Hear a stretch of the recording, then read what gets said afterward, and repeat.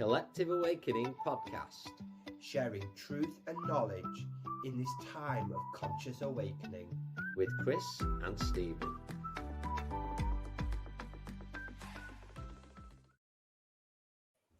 Hello friends, and welcome to the Collective Awakening podcast.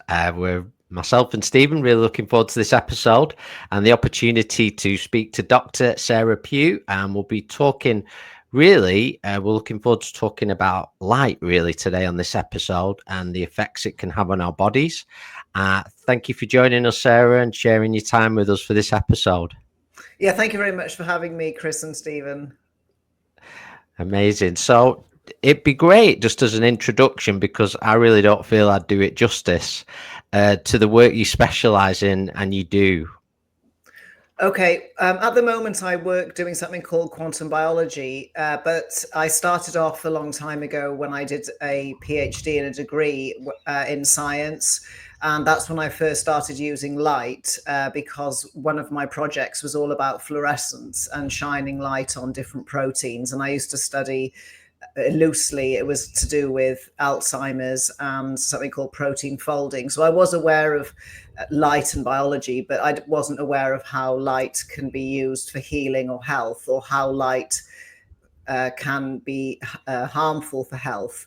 Then after that, I left science and I became a Pilates teacher. Then I got into hypnosis and did both of those together. And then I picked up the biochemistry again, because with quantum biology, it's a way of looking at how light, water, magnetism, and then charge or bioelectricity is at the root of not just biology, but it's also a really important aspect of our consciousness. Because if we think about light, we can just say it's sort of like a wave. And when we go into things like consciousness, we are just basically a giant interference pattern of waves, but we just think of ourselves as maybe a lump of meat. So straight away, whether you want to look at things from a spiritual perspective to do with light, or just how light can power biology, because fundamentally we are made of light, really. And I think a lot of people focus too much on the biology and forget how important light is for running chemical reactions in the body, but also how our light environment, good or bad, can hugely affect our mood, our metabolism, our hormones, and our sleep. Yeah, absolutely. And we're living in a time now where really there's artificial light everywhere, really, and the screens we're looking at literally as I'm doing this podcast with the laptops, etc. So how can we, the best way I could put it, how can we improve our relationship with light and how we're using it? And maybe it'd be a good place to start. What effects do some of the blue light, etc., the lights that most people get off the mobile phones or tablets, how can that affect the body and affect us? Okay, so first of all, if we just go back to complete basics about light and dark, and how the difference between the light and dark is key to life on this planet, because it couldn't just be daylight all the time. We have to have the night as well. So darkness is a really important time for sleeping and healing and regeneration for everything, not just humans, for everything else on the planet. So in terms of what light does, one of it is it's the driver of our circadian rhythm, or our body clocks, because we have to know what time to wake up, what time we should be digesting food, whether we should be burning energy or saving energy. Then inside the body, all of the organs have a clock, and then each cell has a clock, and then in front of each gene there's a clock. So this timing in the body is crucial for us to run efficiently. And we can imagine if the timing in the body was all chaotic, it would be a bit like FedEx or an airport, where everything all started to happen at once and it was all chaotic, and the airplanes were just flying uncontrollably and there was people queuing everywhere, and it just ended up in a big mess. If we let the timing in our bodies go out of sync, it's the same effect there. And the way a physicist would describe chaos in the body, we'd call it inflammation. And pretty much everybody knows that, like stress, when we have inflammation, that's a environment for disease. And I mean the inflammation, not when you get like a bee sting or sprain your ankle, that's kind of acute inflammation. I mean the biological inflammation that does things like predispose people to heart disease, damage arteries, cause aging, cause damage to the DNA, things like that. So over time, the more inflamed we are, the worse our quality of life is, but also it'll affect lifespan and health span. Then if we look a little bit more into the intricacy of the light, we can sort of imagine each color or wavelength of light sort of like a drug, that we can say, you wanted to ask about blue light. Well, blue light, the sun, if we think about the sun, first of all, it's got something like 10 to the 36 to the power of 36 different wavelengths. So it's just got this enormous spectrum, like trillions upon gazillions, or sextillion, I think, is how much 10 to the 36 is. So it's like this huge array of light. And throughout the day, the light from the sun is always changing, and our bodies can read all of this intricate information from the sun and power biological processes. So when we start to get, say, artificial blue light, what we've done is we've just taken a chunk of light out of this solar spectrum and then made a very narrow band of light. So that's not natural anyway, because our bodies are designed to work with full spectrum light. And then this particular frequency of the light, say in our mobile phone or our television or an LED, what it does, it tells the body that it's 12 o'clock in the middle of the day in June. So say if you were to just wake up at like 6:30 in the morning and look straight at your phone, now you've told your biology it's 12 o'clock in the middle of the day. So it's massively confusing. And another thing that happens when you confuse biology or stress, you can get things like stress or anxiety. So that's one big problem with the artificial blue light. It's not providing the proper timing information for our body's circadian rhythm. And because it's a very isolated, almost single wavelength blue light, it's sort of in between 435 nanometers and 460. So a very tiny band of the possible range of light that the sun makes. This intense light's also bad for eyes, and there's a huge amount more of people getting macular degeneration earlier. So many people are wearing glasses and have myopia much earlier. So the intensity of this light, it's too strong for the intricate structures in the eyes, because they're not used to this sort of just blue light at this intensity. And as we know, our eyes are the windows to our souls, but also all of the timing in biology. The eye is what collects the signal from the sun, and then it's way more than just a camera. It's sort of a whole biochemical little factory all of its own. So on many levels, we want to protect our eyes, but just on a simple level, not being able to see very well is something that is a threat to the nervous system, but it's also something that we don't want to, we want to have good vision. And just there's so many reasons why the blue light is bad for the eyes. Then the next part with the blue light is it can influence hormones. So it can cause cortisol to be raised and up when it shouldn't be. So that's sort of like having stress for no reason. So there's nothing wrong with cortisol. Just because it's a stress hormone, it doesn't mean it's evil. We need it to wake ourselves up in the morning. It's a really important hormone. We just don't want it raised all the time. And we already have enough stress in life anyway. So just adding more stress by accident from having LEDs or having phones and computers on too late at night, or without using appropriate blue blocking glasses or software, is going to push the cortisol up. Then another important factor with blue light, it can raise blood sugar, and diabetes and insulin resistance and obesity are already a huge problem for lots of different reasons. But then if we add all of this artificial light in on top, it's just making the problem worse. And then finally, just to finish off on the artificial blue light, what it can do is it can lower our dopamine. And we need dopamine for lots of things to do with mood, movement, motivation, desire. And it plays a role in addiction when dopamine's dysregulated. So if people are tanking their dopamine with too much blue light exposure at the wrong time of day, it's going to open them up to either being really distracted, sort of like ADHD, or not getting sort of pleasure out of things. But it also lowers dopamine, makes people seek out addictive behavior. And this can be anything from food to drugs to whatever it is that particular person's sort of addictive tendency is. And then finally, the blue light's going to really disturb or tank or interfere with our melatonin production at night.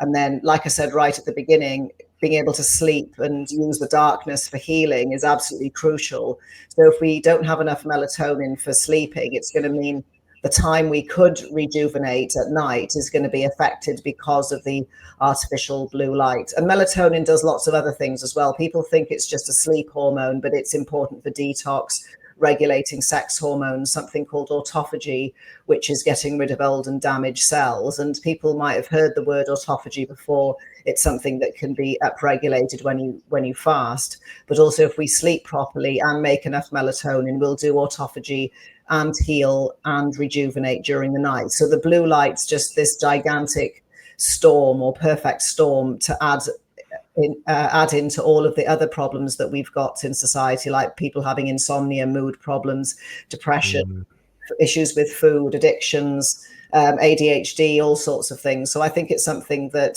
in terms of being able to control your light, if you work for yourself or have control over light, you're able to some extent manage your light environment. But I think for other people, just being aware of how bad blue light is, it might help them to be able to cut it down by, say, half, and that's going to make a massive difference as well. And then there are other people who like to take things, once they know something's bad for them, they'll be like, oh, I'm so glad I knew. Why didn't I know this 20 years ago? And then they'll make changes to manage the blue light and focus on getting more natural light, or opening windows, getting incandescent bulbs, being mindful of when they use their screens and their tech. Because obviously we have to use phones and screens nowadays, but it's about being mindful of it and understanding it's not safe. Even the manual in the iPad and the iPhone says things like, don't put it by your head and down, in your trousers or anything, but people never read the manual anyway. So the tech companies and the light companies are aware of these problems, but they just don't make it public. And if people are interested in this, there is a lot of research now about artificial light, especially at night, and there's more and more studies coming out daily about the problems with this artificial light. And it also really damages wildlife, and it affects our pets as well. Because some people, interestingly, don't care about themselves, but when you tell them, oh, this artificial light damages wildlife and your animals, they're straight away on board and interested. Yeah. Amazing. I just want to, it's amazing speaking to you, Sarah. It's mind-blowing stuff here that you're saying, and just my head's just spinning with all this wonderful teachings. And is it right then, during the seasons, that the sun produces different light spectrums then at different parts of the year that stimulate our body clock? Is that right, or did I pick up that wrong? Oh no, that's completely correct. Because I was going to say, because you wanted to start with artificial light, because normally I would start with something like what the sun does during just one day. So, for example, sunrise is really important because we get a special blend of blue, violet, and red light. And our ancestors knew all about doing ceremonies. And there's a huge amount of ceremonies in all different religions and faiths that revolve around sunrise and sunset, because it's a very important time, not just for setting the body clocks, but there are all sorts of other reasons of why things like manifesting or whatever people want to do on a spiritual level, it works better at sunrise and sunset. I won't go into the physics of that. So we've got the sunrise, where people are familiar with the colors there. And this is for basically switching on our hormones, our body clock. Then later on, once the sunrise is finished, we've got something called the ultraviolet A, or the UVA rise. And this is where this particular ultraviolet light is going to stimulate production of things like dopamine, serotonin. It regulates thyroid hormone. So straight away we can see that it's sort of like opening up our biological pharmacy. And then this ultraviolet A light also makes things like nitric oxide, which is really important for blood flow, blood pressure, brain health. Then if we move to, say, around, we'll just say the middle of the day, that's when the UVB comes out, and that's where we can make vitamin D. And vitamin D does about 200 things, if not more, in the body. And the vitamin D we make from the sun is completely different to the vitamin D that you can buy as a supplement, which is a chemical. But the vitamin D or vitamin Ds that a human makes, because we make about 20 different kinds of vitamin D, getting vitamin D from the sun, it's not just about, people may have heard of rickets and bone health, but vitamin D is really important for cancer prevention, immunity, appetite, metabolism, gut health, all sorts of things. And then if we now move into the afternoon, we've got again another batch of where the ultraviolet A is out, and it's the same as the morning, that it can help with with neurotransmitter production. Then this ultraviolet light can also make things like endorphins and enkephalins, which are feel good and pain killing compounds. So straight away we can just see from what we've talked about, there's so many different benefits from getting the natural light, and there's different benefits from going out at different times of the day, or opening the window and at different times of the day. Then we've got the sunset, which is different to the sunrise. Even though it might look the same to our eyes, our biology knows it's the end of the day, and then it can start to prepare everything for sleeping, because biology is really slow and it doesn't like surprises. It wants to be able to predict the future. It's sort of like a safety thing, because we're wired for survival. So if we see the sunset, it then gets all of the biology, like the pancreas and the gut and everything, ready for sleeping later. So it starts to wind us down slowly, because a lot of people will say getting to sleep, they just find it so difficult now. Yet, Steve, you're completely right that throughout the day, just by looking outside, we can see that the light that we perceive is going to be different, whether it's morning, middle of the day, afternoon, then evening.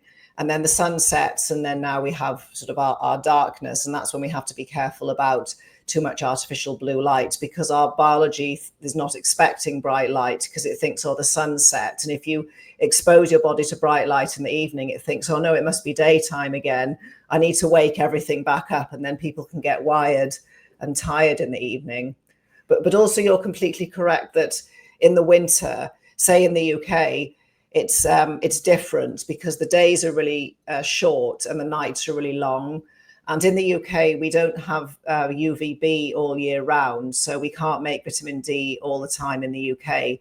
But say in somewhere like El Salvador or at the equator, where all the time the day's about 12 hours and the night's about 12 hours, the light cycle is more stable at the equator, and they can make vitamin D all year round. So yes, it's the body will also know exactly what season it is, as well as what time it is, because we make different hormones, whether it's winter versus summer, and also the food that we should choose should be different in the summer versus the winter, because the winter is more of a time of scarcity where there's no fruit. People would be fasting is more common. People are more likely to do a keto diet, just because it matches the type of climate and light environment. And then when it comes to things like fruit, in the UK, we have generally things like pears and apples and berries. We don't have this very, very sweet tropical fruit, because there just isn't enough light to grow that in the UK. So it makes sense from an energy and frequency perspective to just eat seasonal and local produce, because if we start eating pineapples and mangoes in the UK, the light signature in this fruit is completely different to our light environment, and then it can cause sort of inflammation or chaos. But then just on an environmental perspective, you can consider sort of air miles and freshness of fruit. It's much better to support British farmers than to ship in things like kiwi fruits from New Zealand or bananas from the equator, just for freshness purposes, but also to support our own farmers. And it's just better for us anyway to eat the food that grows in our own environment, because it's coherent. It kind of matches the light environment, and the biology likes everything to be coherent or the same. It doesn't, like I said, it doesn't like surprises, because according to our biology, if we ate a mango in the UK, this is sort of technically impossible, because it would be like, well, take me to the mango tree in Devon then. So that's sort of an overview briefly of like how the light is different throughout the day for reasons of timing, but also the light is going to be different throughout the year, because seasonally our bodies do slightly different things in the winter versus the autumn versus the summer. What about people that come from different parts of the world? Because we live in a very multicultural society now. Do you find that a lot of people that come from Africa, Asia, those kind of countries, and they're coming over to the UK, do they absorb sunlight slightly different than other people? Do they have more health problems, do you find? Yeah, definitely. Because first of all, when it comes to making vitamin D, the more melanin you've got in your skin. So melanin's a pigment, like a suntan, but melanin does a lot more than just being a suntan. I won't go into that just yet. So say if somebody's got very dark skin or very melanated, it's going to be more difficult for them to make vitamin D anyway. It's just how it works, because they, say, may have come from like equatorial Africa or India or somewhere where there's a huge amount of very strong sunlight. Then when they come to somewhere like the UK, that's kind of quite close to the pole, that there's far less light anyway. So first of all, they've got much darker skin because they're designed to be making vitamin D in a much hotter, brighter place. Then when they come to the UK, we have less light to start with. And also we have lots of clouds in the UK, because when the clouds are out, that blocks the UV light. And that means we can't get all of these benefits, including making vitamin D when it's cloudy. So yes, people who've got darker skin are going to struggle because they their need for light's bigger. And of all the countries I know, UK and I think Holland and Germany can be quite bad for clouds, and Belgium. And then sometimes in certain countries, it's sort of cultural tradition to completely cover yourself up from the sun as well. So that's just for everybody in general. If you want to make vitamin D, you need to have the skin exposed to the sun. Like obviously being naked would be perfect, but that can be not socially acceptable everywhere. Whereas in the UK, it's generally okay for men to walk around in just shorts, or women to wear like crop tops or shorts. It's not so we people in Britain do, when it's sunny, wear like not very much clothes, whereas like I said, some cultures that would be frowned upon just from cultural differences. And also, like I said, the UK being an island, we've got loads of grass and rain. So that means we have lots of grazing animals and meat. And then us being an island, we've got lots of seafood and that kind of produce. So it does make sense to eat what is easy to grow or fish for in the UK.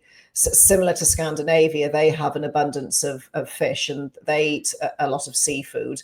Then, as I mentioned before, in the UK, we have specific kind of crops that grow naturally, and they tend to be the low sugar or the low sort of carbohydrate fruit and vegetables.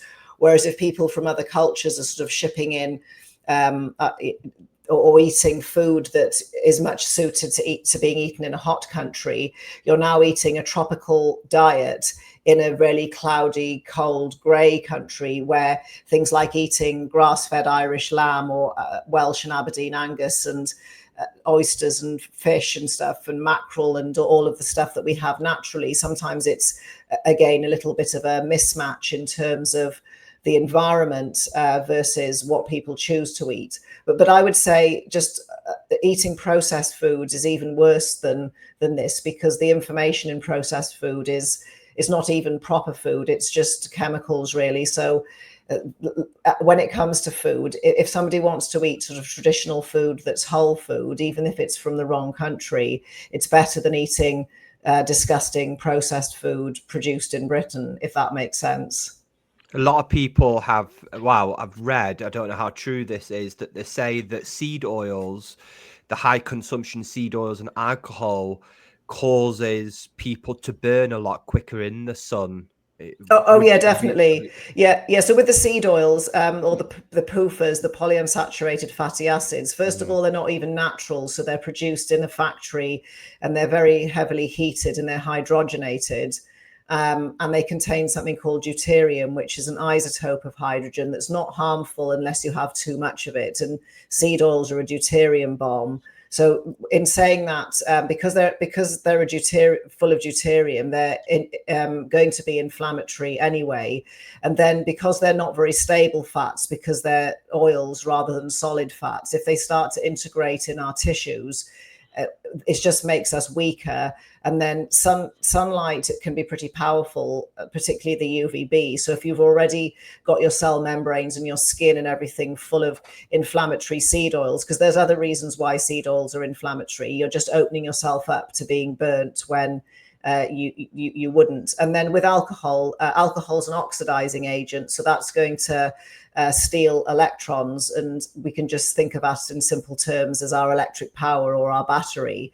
So if we don't have a strong biological battery, it just means running any kind of chemical reaction in the body or defending it's going to be harder. And alcohol is also dehydrating as well.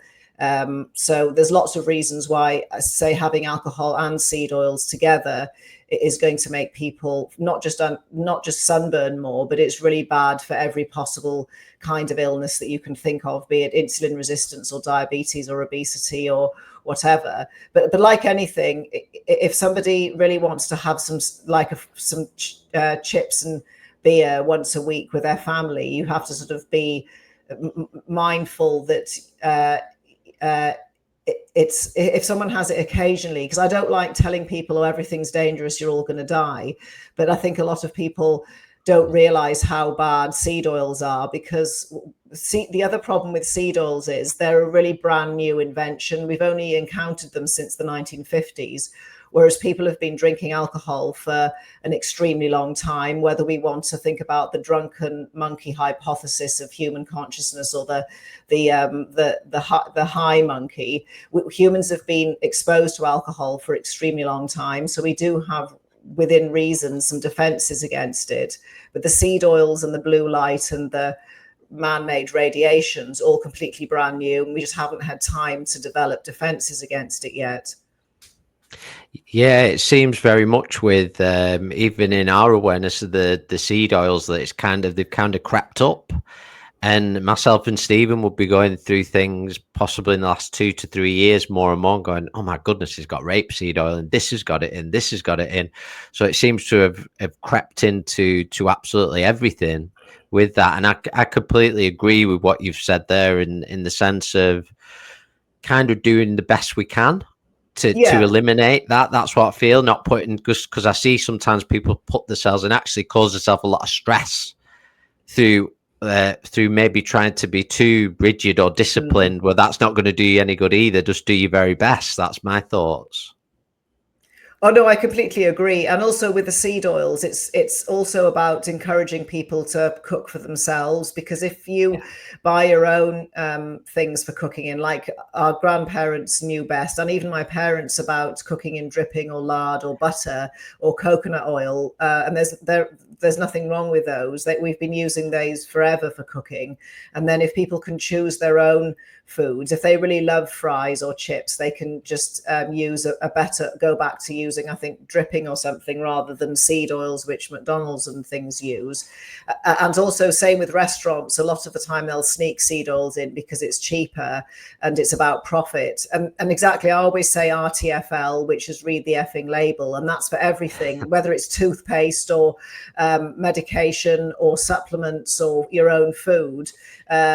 And you'll find all sorts of other things snuck in. Like sometimes there used to be lots of sneaking of high fructose corn syrup into things because it's cheaper than proper sugar. So yeah, you definitely have to be mindful. But luckily there are businesses and catering companies that have cottoned on to the fact that people don't want seed oils. So there's seed oil free restaurants and seed oil free products now. But it's absolutely for certain. With the seed oils, I would definitely say they're probably one of the worst things of all. But luckily there's alternatives. That's the thing. I can't say that I personally am a fan of fried food, but other people do like it. And if they want it as a treat, there are plenty of other oils to cook in. And like you said, Chris, that I completely agree. If you just fearmonger people too much, living in a fear mindset's a really good way to deplete all of your biological charge. So it has to be the balance of telling people this is really bad for you and why, and that it's not made up, and explaining it in lots of different ways of why it's bad, and then give people alternatives, or give them, okay, if you really, really love fried food, maybe just cut it down to once a week. And some people will be like, oh, I didn't know about the seed oils, I'm just going to get rid of them immediately. Thank you so much for telling me. And that's, I suppose, there are other things as well, not just the seed oils, but I'm glad you brought them up, because that's something that is easy to avoid once you know about it. I Yeah, just want to ask you, just want to Yeah. ask you, just while we're on this subject about sunscreen and sun cream, what's your thoughts on that? Because a lot of people are divided on that. Now, me personally, I don't use any sunscreen. I moderate how much time I spend in nature and the sun, and I never burn. I've cut out seed oils, I've cut out bleach flour, saturated fats, pros, don't drink alcohol. So that's been a long journey, and I've noticed my skin, it feels healthier and I don't burn in the sun. And where's your thoughts on sunscreen and sun cream? Okay, yeah, you brought up a really good point. So first of all, there's something called a solar callus, which is, as the word sort of we can work out, it's going to be some kind of natural sunblock. So when people see the sunrise and the morning light, that's preparing the skin and the body for sun exposure, because like everything, we don't want to suddenly blast ourselves with really high UV index light. All of a sudden, we want to train the body to gradually be able to receive the sunlight. Also, as you said, if you get rid of the seed oils, that's another reason why burning's less likely. Then if we go back to think about the ultraviolet light and all the different things it does, not just making vitamin D, but all of the brain chemicals, the dopamine, the serotonin, all of these, the nitrous oxide, and enkephalins. If we put sunblock on, we're going to block the ultraviolet light. So it's going to stop us from making these particular neurotransmitters, and also it's going to stop us making vitamin D. And there is a chronic vitamin D problem from people not going outside or wearing too much sunscreen. And like I said, you can't just take supplements and expect the same benefits. So if you wear sunblock, it's going to block the UV light, but also in terms of how the eyes and the skin work together, for knowing what time it is. If your skin is completely covered in sunblock, now it can't signal to the brain to give information about what time it is, so it can be confusing. Then if we block just ultraviolet light, in terms of how optics and light works, it's going to mean the blue and the cyan light, more of that's going to concentrate in the skin now. And those colors of light, when they're concentrated like that, because you blocked the ultraviolet light, can lead to things like basal cell carcinomas. And when it comes to cancers and things like that, there's no proof that ultraviolet light causes cancer, because the experiments done were, say, on nocturnal mice, because mice are nocturnal anyway, and they were bald. So you can't just expect a bald animal that's meant to never come out in the light. If you're going to shine ultraviolet light on it, of course it's going to make it unwell, because it's not supposed to be out in the day. And then they've done other studies where they've held monkeys' eyes open and just shone single spectrum ultraviolet light. So ultraviolet light all by itself without the rest of the spectrum into these monkeys' eyes. And nobody's ever going to just stare at the sun anyway. And the key thing about these studies, they just took the ultraviolet light by itself without all of the red light, the rest of the spectrum, and then shone it onto animals or people and said, oh, look, it's dangerous. But then the ultraviolet light that we encounter in nature never comes by itself. It's always balanced with near infrared and red light. But in saying that, we have to just apply common sense, of course, that yes, sunburn's bad for you. Yes, it's dangerous if you overheat, but that means we can do things like using the shade. And the other thing that sunblock can do is it can give people a false sense of security, that it makes them think, oh, I've got a sunblock on, I can stay out much longer. And that can be sort of dangerous for small people or children or babies. So yeah, it's the same principle with sunglasses. You're blocking the eyes. And like I said, they're not just cameras. They're these things here for receiving all the light information and processing it like a really complicated computer. So if you've put sunglasses on, it's going to confuse your body, and then it's going to get confused about whether it should, what kind of hormones it should be making at that particular kind of day. But then we have to also apply common sense, that if you're driving and you've got the light or the sun right in your eyes, it's much better to put sunglasses on than have a car crash. Yeah. And also you're inside a car anyway, because glass blocks ultraviolet light anyway. So a lot of stuff is to do with common sense. But just a lot of people think, oh, I'll put sunblock on because I'm frightened of melanomas, where it's much more likely it's people who sit in artificial light all day, eat seed oils, and then go on holiday to Mallorca and get burnt, that would be a good recipe for making skin cancer. Whereas it's not the 3 weeks or the getting burnt in Mallorca that did it really. It was all the rest of the time they were eating seed oils and sitting inside. And also people that have bad sleep, because when we sleep properly, that's a really important time for the body to do autophagy and clean up precancerous cells.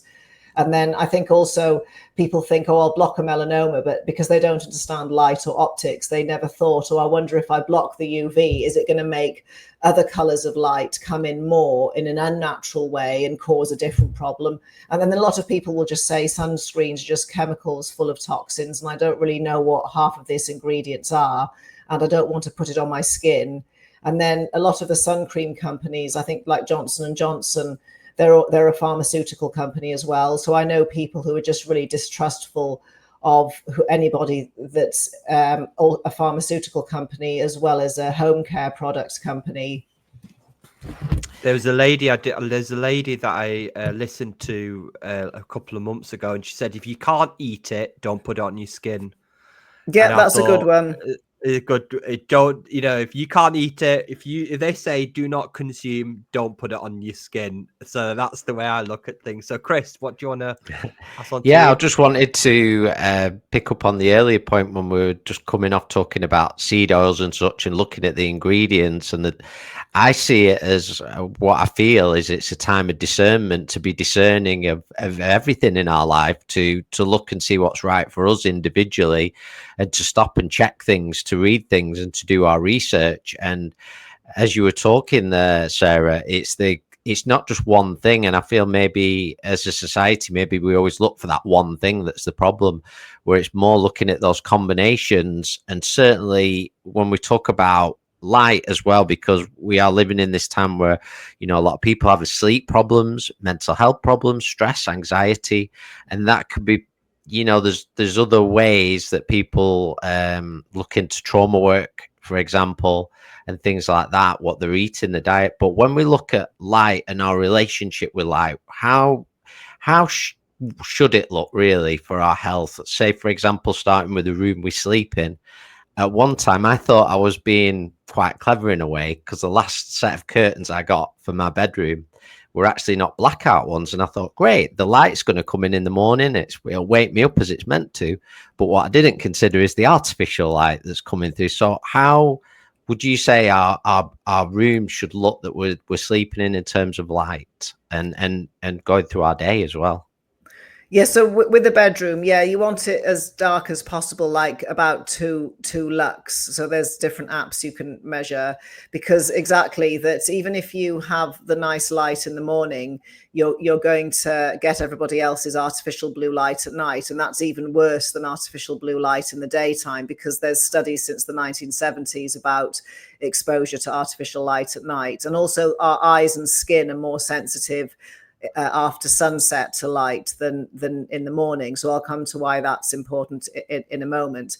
Then, because things like radiation, like Wi-Fi and 5G and electromagnetism, that's another form of light. It's just invisible. So we wouldn't want televisions and tech and everything in the bedroom, because it's additional electromagnetism to interfere with us. And also technology is dehydrating for the body, because it collapses something called our fourth phase of water. And in terms of being able to sleep and relax, we actually need enough energy to calm down. It's like to do with entropy and how the body works, that people think that if, I'm really tired, I'm definitely going to go to sleep, whereas you need enough charge or redox or hydration to be able to go to sleep and stay asleep. So if your room's full of tech, that's going to be dehydrating you in the night. You can do things like turn the Wi-Fi off at night. I know there's Wi-Fi everywhere and somebody's neighbors might not do it, but every little bit counts. Then some people like to turn off the electricity in the mains in their room, so they don't have the electromagnetism coming out of the walls. But what you can do is just put your bed away from the walls and make sure your head's not right by a wall. And then, like you said, the blackout curtains, they're really helpful. I find that having sort of some kind of airflow can help as well, because some people are not very carbon dioxide tolerant. So if the room gets full of CO2 or carbon dioxide at 3 a.m., it can wake them up. So, and lots of other people will just talk about it in terms of air being stagnant. So there's like the science of it, and then there's just the common sense, or how the ancestors would describe it. Then when you were saying about the light curtains and letting the light in, the glass is going to block the light anyway, some of the light frequency. So even if you had your cream or white colored curtains, you've still got glass. So unless you open the window, the full spectrum of natural light's not going to come in. So for anybody listening, even though the black ones don't look as nice as the white ones, in terms of your health, absolutely, the blackout curtains would come first, and then not to do things like charging your phone and then having it by your head when you're sleeping when it's charging, because that's even worse than using earbuds and talking on the phone with it by your head. To have it plugged in, charging as well. So, and then of course televisions in bedrooms is more tech, and it tempts people to watch TV before bed, so it's just going to overexcite them emotionally and expose them to a load of light. Then you're asking about the rest. It's like the opposite.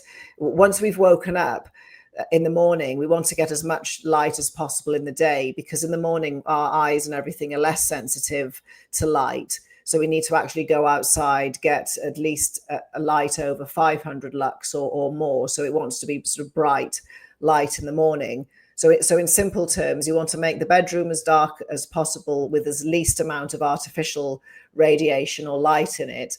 And then for starting the day, like I said, you can do the sunrise, because there's a huge amount of benefits, and then getting as much light or natural light as possible, because we can think of ourselves almost like a solar panel, that's only about 30% of the energy to power the body on a sort of thermodynamics and physics level comes from food. So we need to get energy from our environment.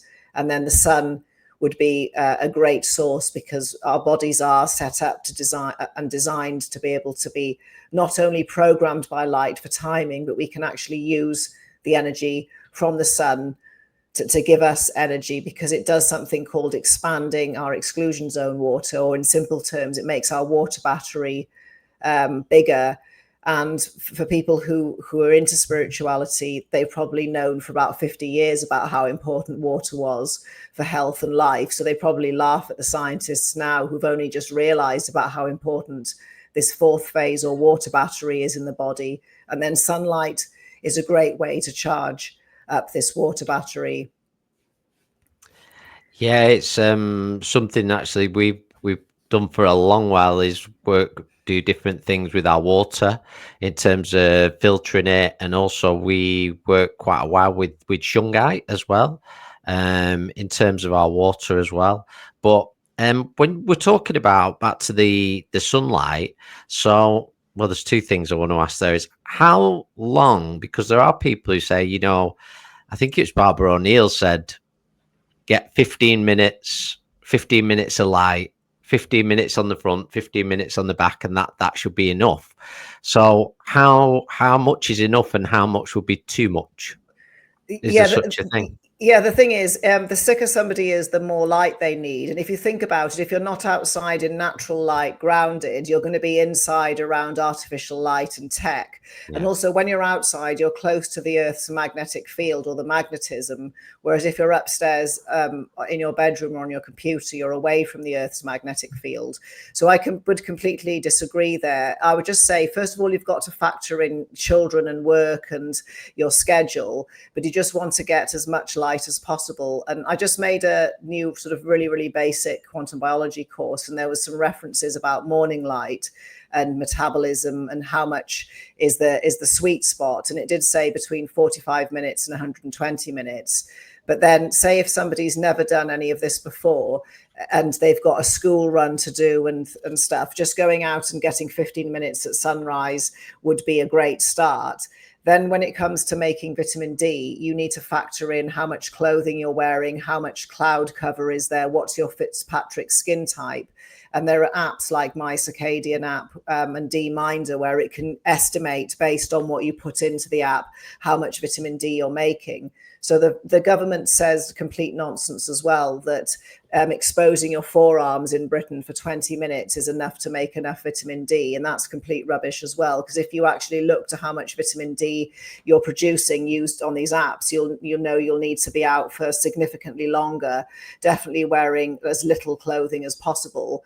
And like I said, there are all these different times of day to go out to get light. And when it comes to things like going for walks, I think even just 30 minutes walk is the very beginner's basic level. So I would just say with people, they always ask me this, what's the minimum I can do? But when you start getting into light and grounding and going outside, you'll feel so good that when you're inside, you'll just notice, oh, I don't feel good. And then you'll just start to go out automatically. Then if you're stuck inside and have to record 10 podcasts all in a row, you'll feel awful. Whereas if you can take your computer outside and work outside and record 10 podcasts, it'll feel much more comfortable. You don't feel so tired. So in terms of incorporating it into daily life with people, it's like, well, what results do you want? Do you want better metabolism, better leptin sensitivity, better mood, less pain, better sleep? So the more that you go outside, the better it's going to be for you. And like you say, for people who are brand new to it, 15 minutes is a good start. But for me, I would just say that's nowhere near enough, especially if you want to make vitamin D. And then a lot of people in the morning like to do a whole sort of half an hour with the sunrise, because they might want to meditate or do Tibetan 5 rites or do some Pilates or walk the dog.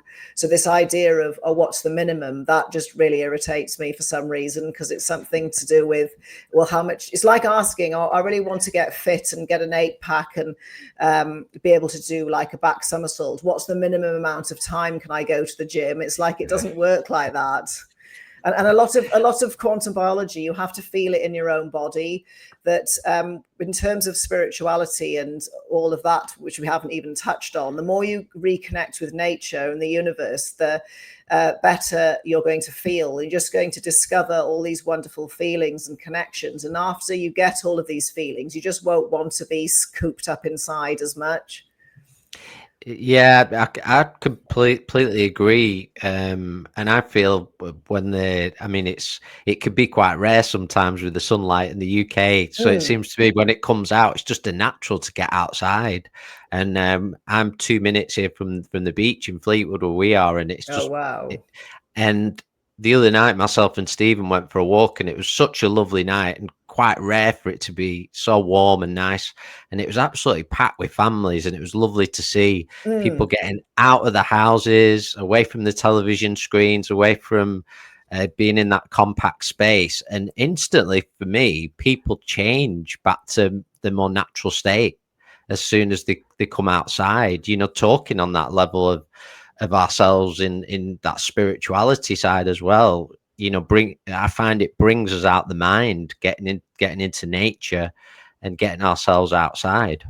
Oh, absolutely. And there's like nature, depending on, everybody's allowed their own views nowadays on things. That a lot of people think everything's conscious. So that's what I think. And you just want to be with other biological living things. It doesn't matter if it's a plant or some bumblebees or the sea. I'd rather that. I'm not saying I don't like technology, because I need to use it. But in terms of what's good for my soul, I'd much rather nature. And I agree, when I see families like a whole, when I'm walking somewhere, say in the woods in the UK, and a whole family all on mountain bikes, and there's like the dad, the granny, the mum, and then there's like a whole trail and a little tiny person. It's just and the dog all out in nature cycling.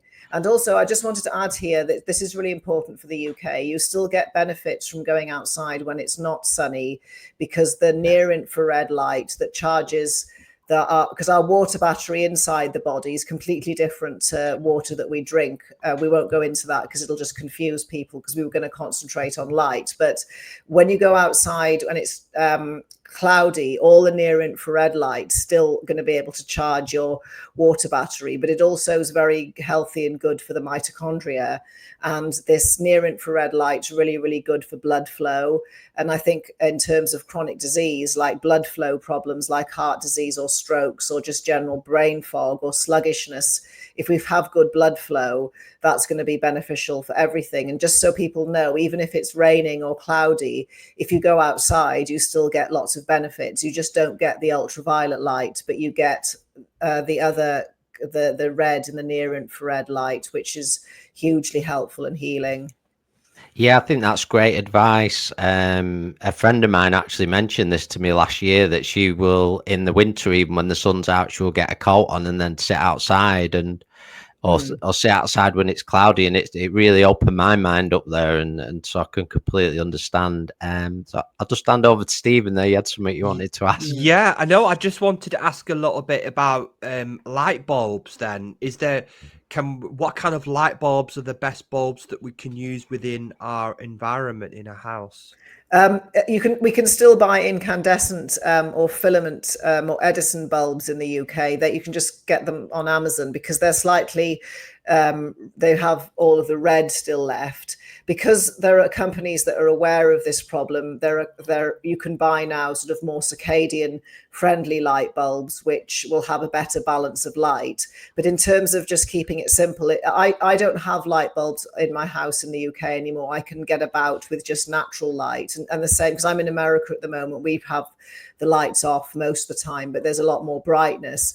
I would just choose incandescents, because you can just buy them from Amazon still, and it's sort of simple. But if people search, you'll be able to find circadian light bulbs, because it's basically the LEDs that are the big problem. Because first of all, they're very, very bright, and they're blue. There's too much blue light in them, not enough red. But the way that they're wired in is not as clean as it could be.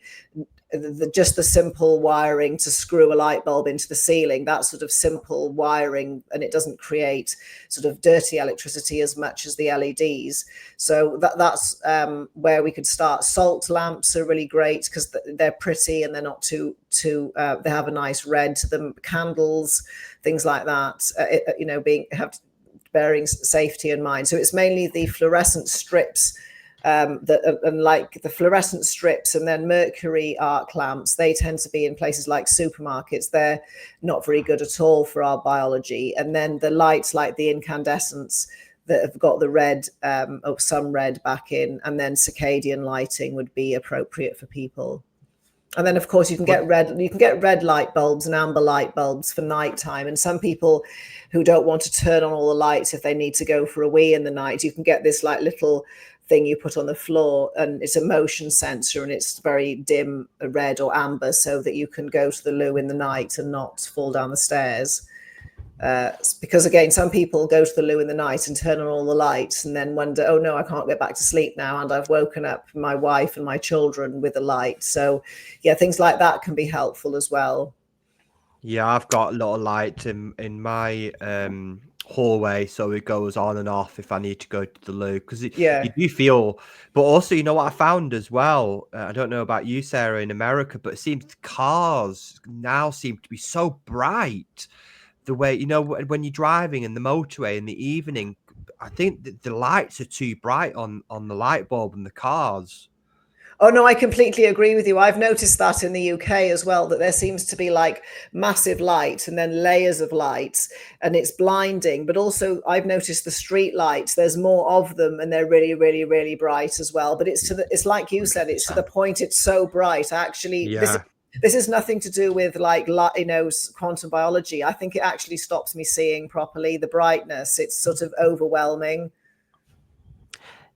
Yeah, I think that's a really good point. I was actually just going to say that, Stephen, about the because I remember it was about 5 years ago, maybe more, and a friend of mine who used to come from about half an hour away to here, and she said, "Oh my goodness, I don't think I want to drive at night anymore because the headlights are so piercing to my eyes." And I have to be honest, I thought she was being a little bit dramatic at the time. And then I wasn't doing much driving at night. And then I began to, the year after, do a lot more. And you could actually feel it far more piercing, almost where when you look into a light and you look away and you're seeing the bits still in your vision.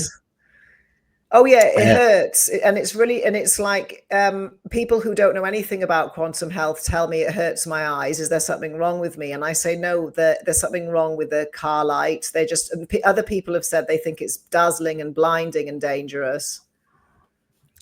Yeah, 100%. I just want to ask you, Sarah, a little bit. I know we're coming to the end of the podcast because the hour's gone so quick, but talking a little bit more about the spiritual side, I find that humans have always been very fascinated with light and with the sun as well. And there's a lot of people that say that the sun is a portal and energy. What's your sort of understanding more on the spiritual side on our relationship with light and the sun? Well, isn't that a really loaded question? Because it's all about, you know, the something like the Orion Suf, like say in Kabbalah, the infinite, that there's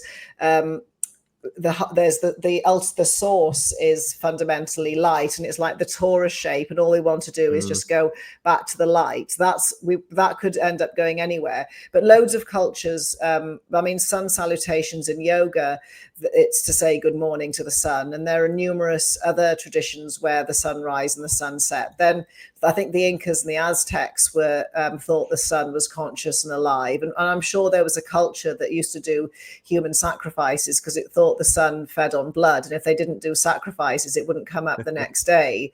And then there are nowadays, if we kind of deviate away, like because everybody has their own opinion on it, but in terms of what angels and entities are, a lot of people who are physicists say, well, it's plasma, and then things like the stars, the sun, and are sort of plasma entities, which makes sense from a physics level. But then plasma can self-assemble and have an intelligence. So I think it's something that nowadays, with where everything's going with spirituality, what I've found from studying for about 30 years, or going down all these different spiritual rabbit holes, I just end up saying it's just all the same.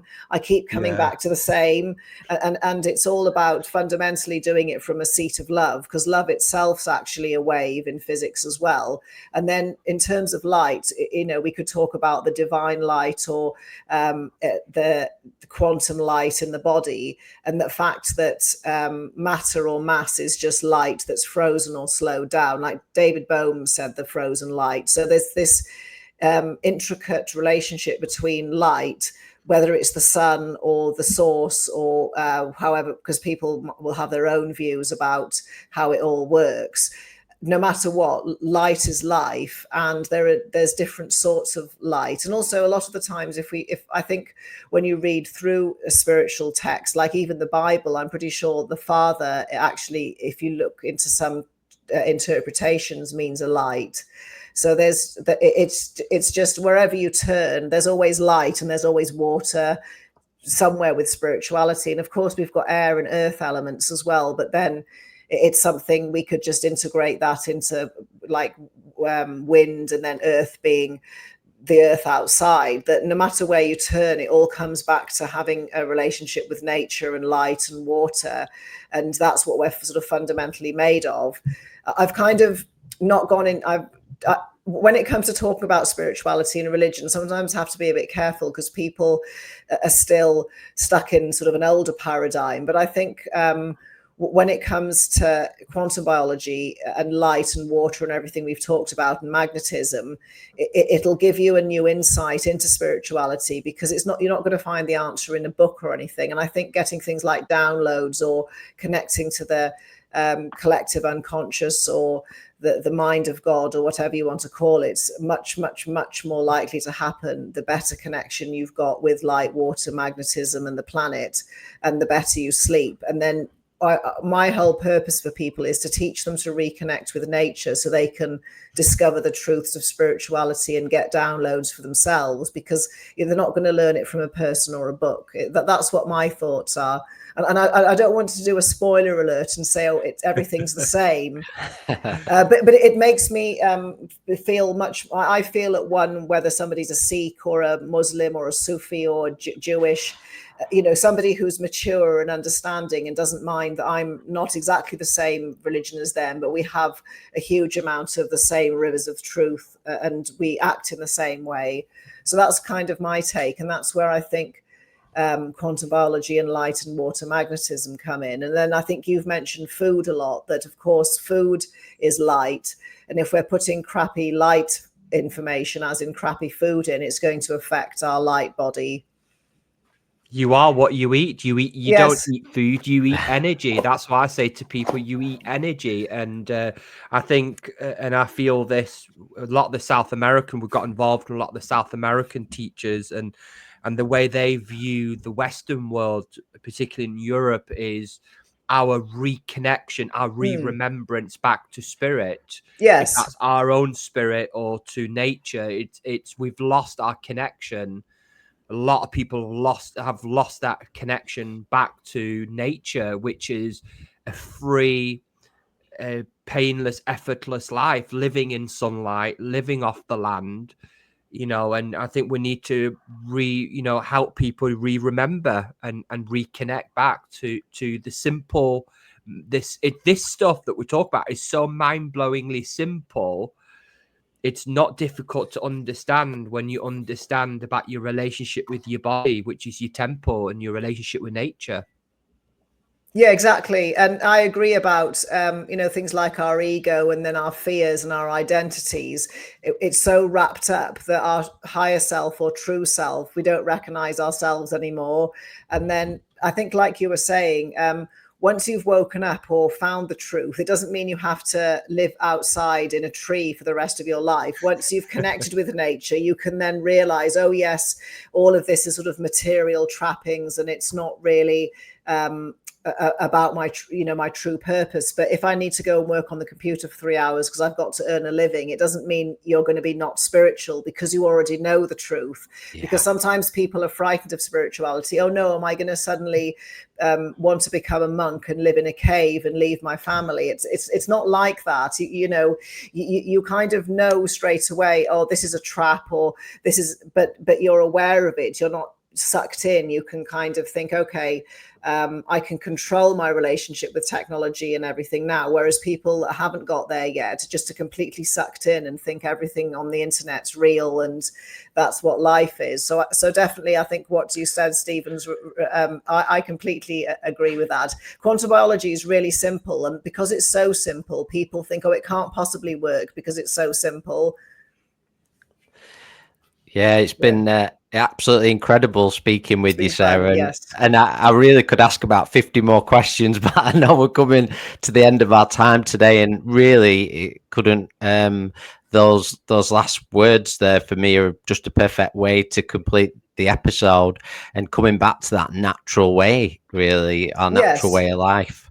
And it doesn't have to be perfect. Exactly. Yes. And anything to do with any form of whatever we want to put on it, awakening, people call it, or spirituality, it shouldn't feed in or create new fears. Exactly. The idea is to eradicate those fears. It shouldn't come with an intensity that causes you more stress, or if anything like that. And I've found that, we've found our way through the spiritual path, and we found there can be a lot of traps that way of how you should be. And that's absolutely. Again conforming again, isn't it? Which the secret is, to me, just be you, just be your true self.